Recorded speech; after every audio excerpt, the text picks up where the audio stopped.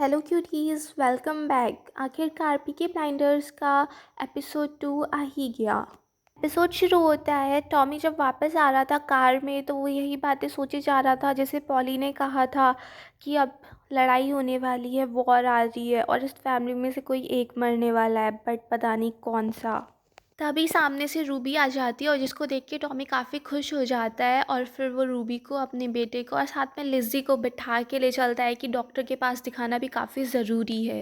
Tommy Ruby को अपने ही Shelby sanatorium में लेके जाता है और वहाँ पे लिज़ी आके बताती भी है कि सब ठीक है, कोई प्रॉब्लम की बात नहीं है। बट टॉमी काफ़ी ज़्यादा टेंशन में था, उसको काफ़ी चिंता थी रूबी की और बेचारा वो उल्टी भी कर देता है। फिर वो कहता है कि चलो ये अच्छा है, डॉक्टर ने सब ठीक कर दिया है, ठीक है, बट मैं जॉनी और एस्मेराल्डा से बात करूँगा, हमें सब कुछ क्लियर करना है।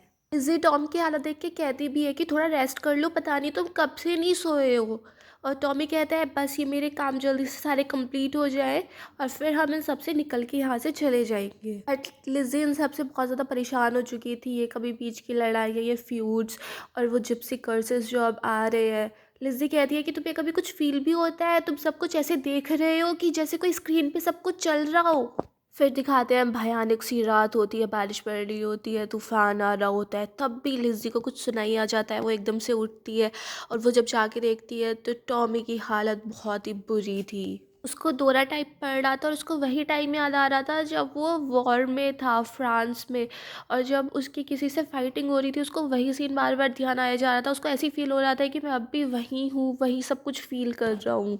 टॉमी कहता है कि 4 साल 1 महीना और 6 दिन हो गए तब से मैंने शराब को हाथ भी नहीं लगाया, अब मेरा दिमाग बिल्कुल क्लियर है, मैं वही हूँ जो मैं होना चाहता था। लिज़ी कहती भी है कि तुम्हें डॉक्टर की ज़रूरत है, बट टॉम कहता है अभी मुझे बहुत सारा काम करना है, जब तक कि बॉस्टन वाला बिजनेस कंप्लीट नहीं हो जाता है तब तक हमें काम करते रहना होगा। एक लोकल रैली में दिखाया जाता है कि टॉमी अभी एमपी है लेबर पार्टी के लिए, और वहाँ पे वो जो स्पीच देता है ऐसे, भाई उसकी तो बातें ऐसी है ना कि टॉमी से तो कोई भी इम्प्रेस हो जाएगा, सारे लोग उसकी तारीफ़ें करने लगते हैं। जब टॉमी का नाम बोलता है तो सब ऐसे लोग बहुत ज़्यादा शोर मचाने लगते हैं और टॉमी एक वो लेके आता है जिस पे लिखा हुआ था साइलेंस, और उसको देख के सारे लोग चुप हो जाते हैं और टॉमी कहता है ये सेंटेंस, ये वर्ड मुझे मिला है कि हम लोगों को चुप रहना है, हमें अपने खिलाफ हुए हुए सारे अत्याचारों से चुप के रहना है, हमें किसी के सामने अपना मुंह नहीं खोलना है, हमें भुखमरी के बारे में कुछ नहीं बोलना है, हमें जॉब्स के बारे में कुछ नहीं बोलना है, हमारे जो ये रुपए काटे जा रहे हैं इसके बारे में कुछ नहीं बोलना है, हमें अपनी सैलरी के बारे में कुछ नहीं बोलना है। ऊंचे महलों में रहने वाले लोग हमें कमांड करते हैं, वो हमारे सोशलिस्ट कोज को आगे नहीं बढ़ाना चाहते। टॉमी की एक एक बात लोग इतने ध्यान से सुन रहे होते हैं। टॉमी चाहता तो यहाँ से ही अपने सारे पीकी ब्लाइंडर्स के मेंबर्स को रिक्रूट कर सकता था, बट टॉमी ने अब वो अपना पीछे वाला काम छोड़ दिया है, अब उसकी कुछ और ही एम्बिशंस है। तभी वहाँ पे आ जाती है आया रेखी, कैप्टन स्विंग जिसको लोरा मैकी कहते हैं और जिसने पोली के मर्डर वाला ऑर्डर दिया था। वो पॉली के बारे में कुछ बोलने वाली थी, तभी ऑर्थर कहता है कि हमारे जिप्सी ट्रेडिशन है कि जब कोई इंसान मर जाता है तो उसकी बातें दोबारा ऐसे नहीं करी जाती हैं क्राउड के सामने। इसी सीन में मिला है आर्थर बिल्कुल नशे में नहीं है, वो नॉर्मली खड़ा है, वरना हर टाइम वो बिल्कुल धुत रहता है। टॉमी कहता है हमारी शेल्बी फैमिली में ये रूल है कि हम अपना बिजनेस वेंचर से पहले रखते हैं, तो बदला बाद में और अपना बिजनेस पहले। टॉमी लॉरा मैकी को वो लेटर्स दिखाता है जो यूएस के प्रेसिडेंट और जैक नेल्सन के बीच पे बातें हुई है, जिन लेटर्स से पहले तो लॉरा मैकी शॉक्ड हो जाती है कि तुम्हें ये लेटर कहाँ से मिल सकते हैं।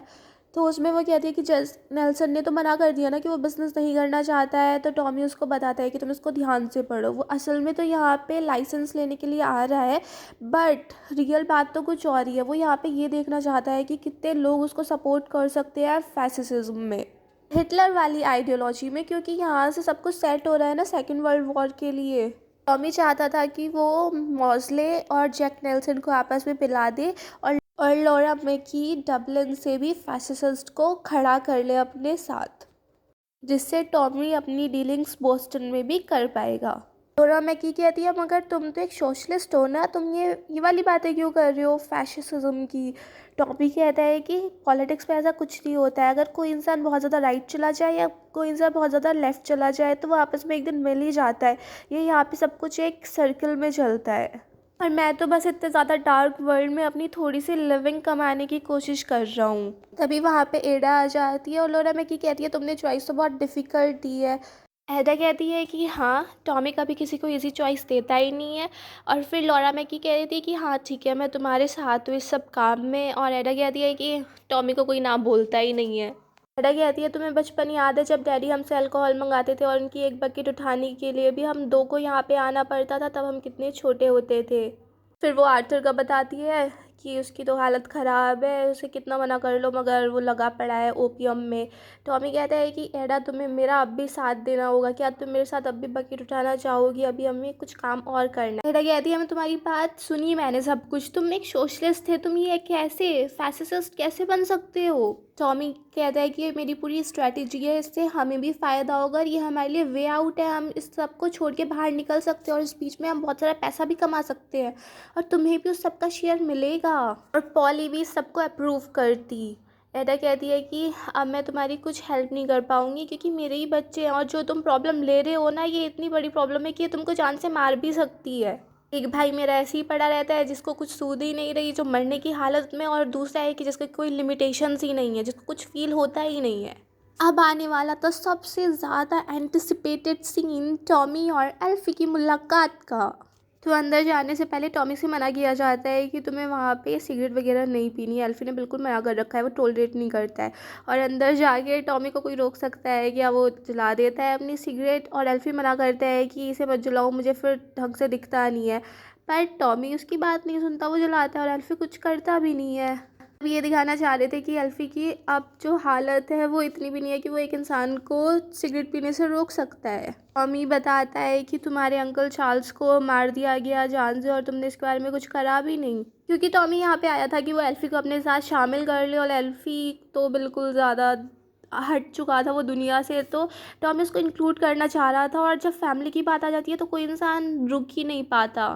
फिर टॉमी ओपीएम के बारे में बताता है कि कैसे बिजनेस करना है, कैसे ट्रेड करना है, और कि मैं उस इंसान को भी तुम्हें दे दूंगा जिसने तुम्हारे अंकल को मारा है। इससे जो पावर सोलोमन से छीन ली गई थी वो उन्हें वापस से मिल जाएगी। बस बदले में तुम्हें क्या करना है, जो तुम्हारी कैम्पटन में प्रॉपर्टी है जो तुमने छोड़ रखी है वो मुझे दे देना, क्योंकि अब मैं वहाँ पे वो सब कुछ डिमोलिश करके वहाँ पे फिर से नए घर बनाना चाहता हूँ, ताकि हम वो घर उन लोगों को दे सकें जिनको उनकी ज़रूरत है।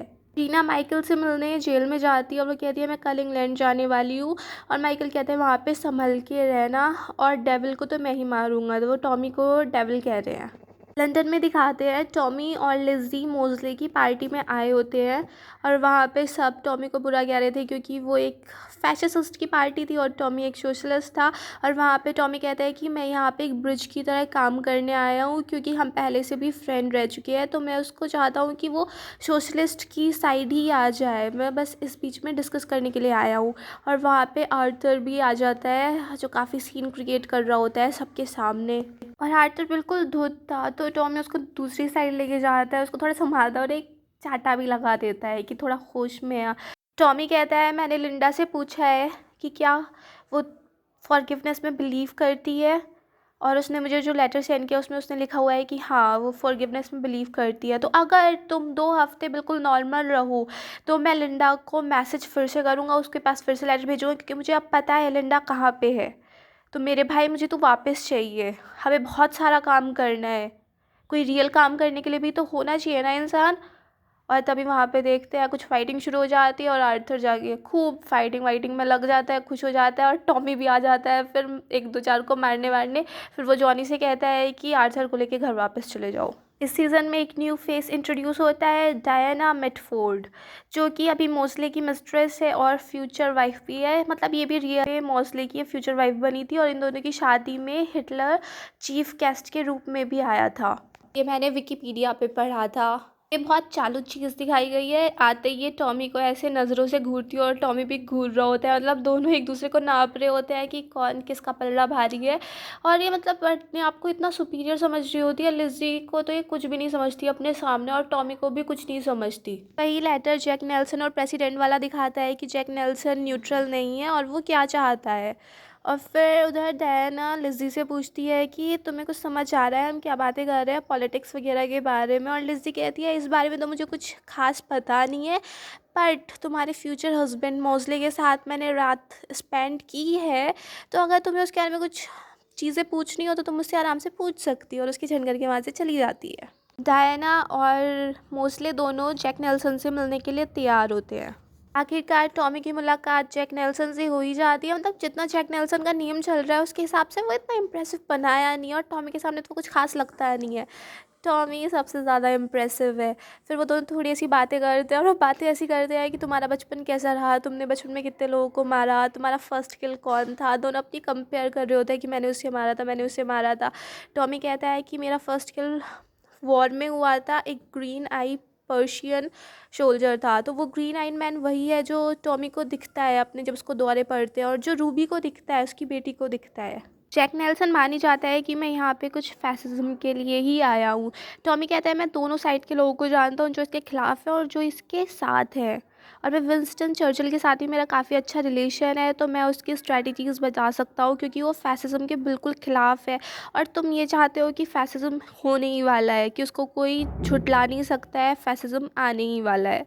तो अगर तुम चाहो तो मैं तुम्हें हेल्प कर सकता हूँ विंस्टन चर्चिल की सारी स्ट्रैटेजीज़ बनाने में, और फिर तुम अपना आगे सॉल्व कर लेना। और वरना दूसरा ऑप्शन ये है कि मैं तुम्हें कुछ इंटेलिजेंस नहीं दूँ, तुम अपना काम खुद करो, और मेरे पास जितनी ओपियम है वो मैं सारी ज्यूस में बेच दूँ। तो तुम देख लो तुम्हें क्या चाहिए। जैक नेल्सन कहते हैं और बदले में तुम्हें क्या चाहिए, साउथ बोस्टन में एक्सेस। टॉमी कहते हैं हाँ बस इतना ही चाहिए। फिर जैक नेल्सन कहता है मैं सोच के बताता हूँ। घर पे लिज़ी रूबी को ढूंढती है तो रूबी नहीं मिलती, बट उसकी काफ़ी सारी ड्राइंग्स पड़ी थी और वो बड़ी अजीब सी ड्राइंग्स थी, बड़ी खतरनाक सी। फिर वो जब ढूंढती है रूबी को तो रूबी चिमनी के पास बैठी होती है और वो कहती है मुझे यहाँ से आवाज़ें सुनाई दे रही हैं। और उस time Tommy house of Commons में होता है, अपने लोगों के लिए बोल रहा होता है कि हमें स्लम्स हटाने पड़ेंगे, उनको अच्छा घर देना पड़ेगा, ये सब ऐसी ऐसी बातें बोल रहा होता है।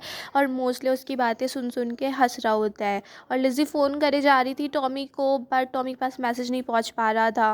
और अब तो रूबी को मतलब खून की उल्टियाँ टाइप भी आने लगी थी। और जब जब टॉमी को ये मैसेज मिलता है तो वो अपने ऑफिस से जब जा ही रहा था तभी उसको फिर से दौरा पड़ जाता है, और वही ग्रीन आई मैन फिर से आ जाता है और टॉमी फिर उससे लड़ने लगता है। उसको अंदर दौरा पड़ रहा था खतरनाक सा इतने। फिर उसको जब ये सब कुछ थोड़ा सा नॉर्मल होता है, उसको सांस आती है, तभी लिज़ी का कॉल आ जाता है कि जल्दी से आओ घर पे। और इतने टॉमी सांस भी नहीं ले पाता, फ़ोन कट जाता है। टॉमी घर पे आता है और फिर उसे बताता है बहुत कुछ अब सीरियस हो गया है। वो फ़ोन मिलाता है कि मुझे एज़मी से बात करनी है, जॉन की विडो। यहीं पे एपिसोड फिनिश हो जाता है। आज मेरी आवाज़ थोड़ी ठीक नहीं हो रही थी, ज़ुकाम हो रहा था, तो कहीं कुछ ऐसा ऊट पटांग बोल दिया हो तो देख लेना। और अगर आप लोगों को ये पसंद आया हो तो प्लीज़ मेरे चैनल को सब्सक्राइब करें, लाइक करें, शेयर करें, कमेंट्स करें, and bye bye till next video.